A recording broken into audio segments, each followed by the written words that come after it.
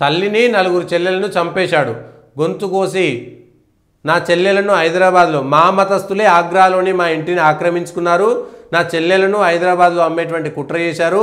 మేము ఇది భరించలేక హిందూ మతంలోకి మారాలనుకుంటున్నాము. మా మతంలో ఉన్నటువంటి వాళ్ళందరూ ఒకే విధంగా ఉండరు. యోగికి వీడియో చేస్తూ యోగికి మోడీకి తన నలుగురు అక్క చెల్లెలను చంపేసిండు కాబట్టి వీడియో చేసిండా లేదా నిజంగా అక్కడ జరిగిందా?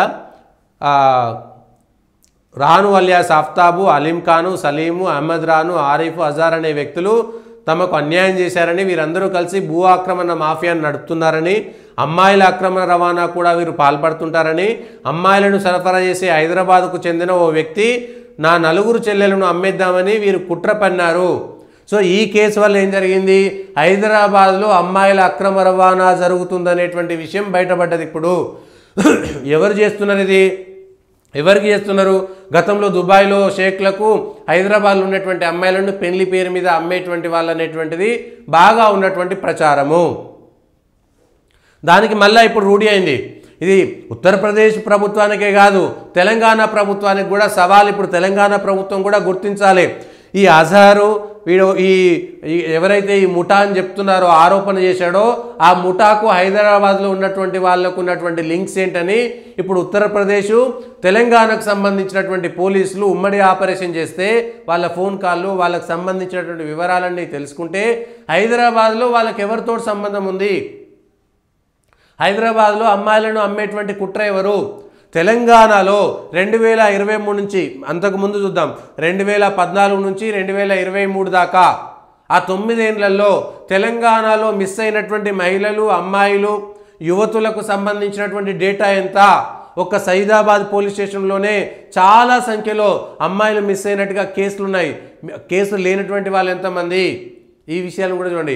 రాష్ట్ర వ్యాప్తంగా అమ్మాయిలు మిస్ అయినటువంటి మహిళలు, అమ్మాయిలు, యువతులు ఎవరైనా పెళ్లి కాని యువతులు కానీ, చిన్నపిల్లలు కానీ, లేకపోతే పెద్దయినటువంటి పెళ్ళిళ్ళు అయినటువంటి మహిళల యొక్క మిస్సింగ్ కేసులు ఎన్ని ఉన్నాయి తెలంగాణలో? దానికి ఈ ముఠాకి ఏమైనా సంబంధం ఉందా?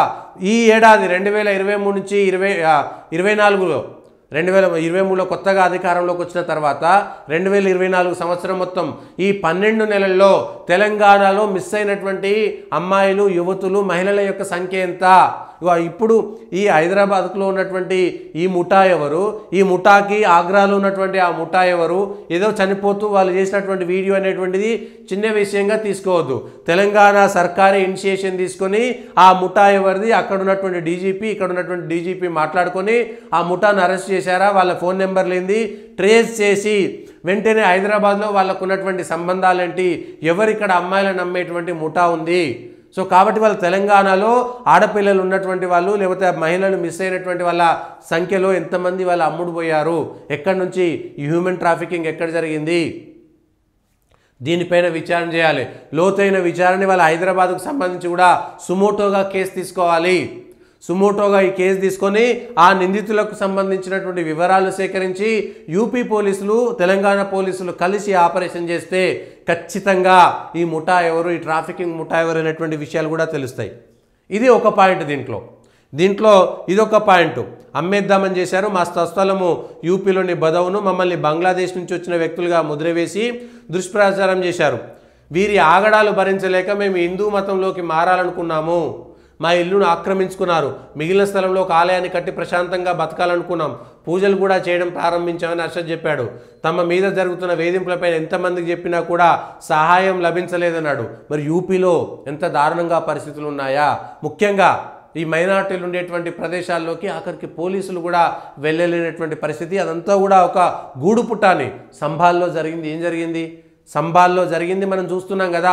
సంబాల్లో మత ఘర్షణలు జరిగిన తర్వాత దేవాలయాలు, అక్కడ ఉన్నటువంటి మెట్ల బావులన్నీ కూడా పూర్తి చేసి అక్కడ ఇల్లు కట్టుకున్నారు. అక్కడ ఉన్నటువంటి మైనార్టీలుగా చెప్పుకున్నటువంటి వాళ్ళు ఇవాళ మేము మైనార్టీలం, ఈ దేశంలో మాకు రక్షణ లేదని చెప్తున్నారు. కానీ ఈ దేశంలో ఎవరి మీద దాడులు చేశారనేటువంటి తెలుసు. ప్రతిరోజు చర్చ జరగాల్సినటువంటి అంశం. భారతదేశంలో అయితే సంతోషంగా ఉండొద్దా?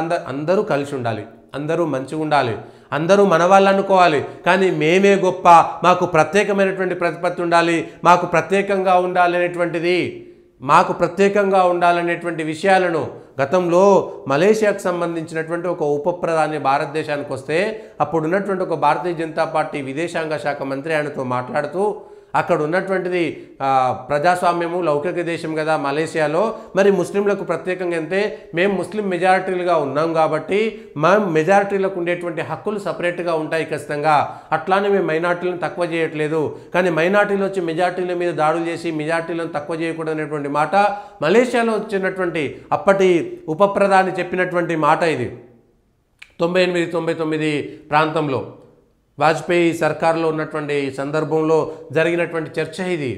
అట్లాంటిది భారతదేశంలో ఉన్నటువంటి మెజారిటీలకు మాత్రం హక్కులు ఉండేటువంటి పరిస్థితి.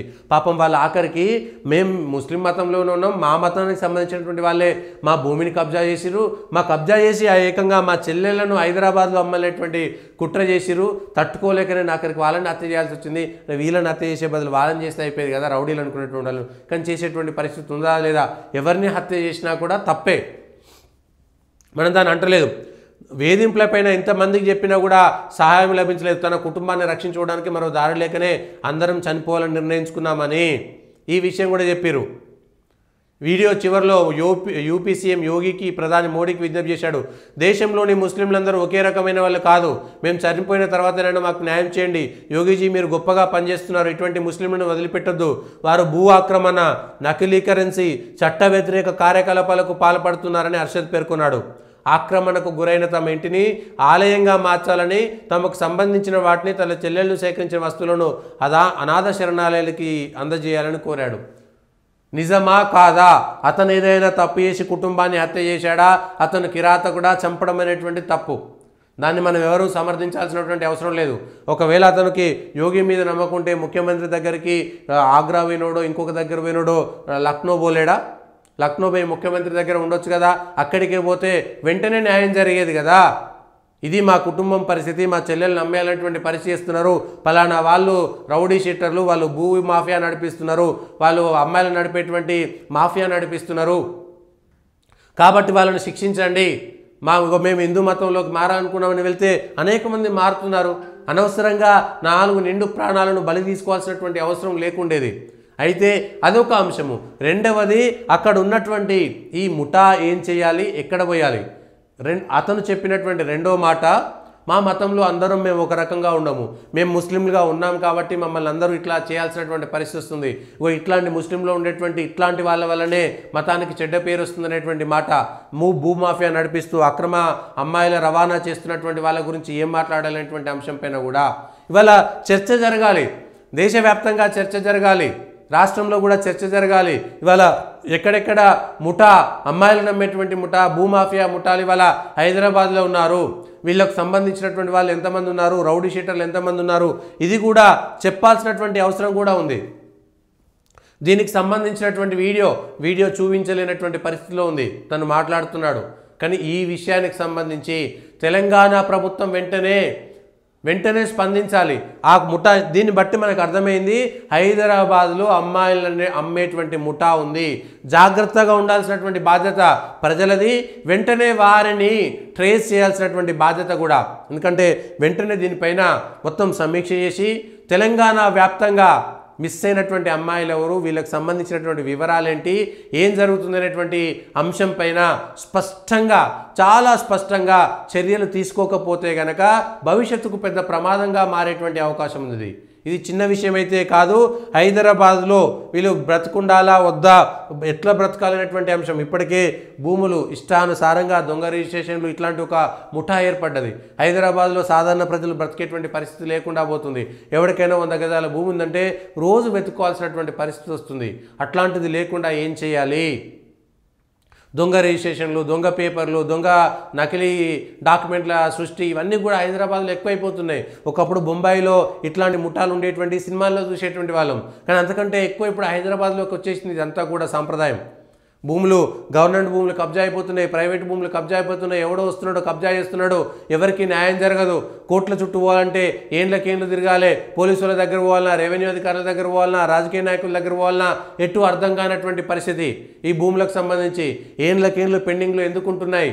ఒక్కొక్క మండలంలో ఆ మండలానికి సంబంధించినటువంటి భూములన్నింటినీ కూడా వెంటనే ఎందుకు వాటికి సంబంధించినటువంటి చెయ్యరు, ఇవన్నీ కూడా చూడాల్సినటువంటి అవసరం కూడా ఉంది. లేకపోతే రేపొద్దున కష్టమైనటువంటి పరిస్థితి మాత్రం ఎవరికి వస్తుంది, అది ఆలోచించుకోవాల్సింది ప్రభుత్వం.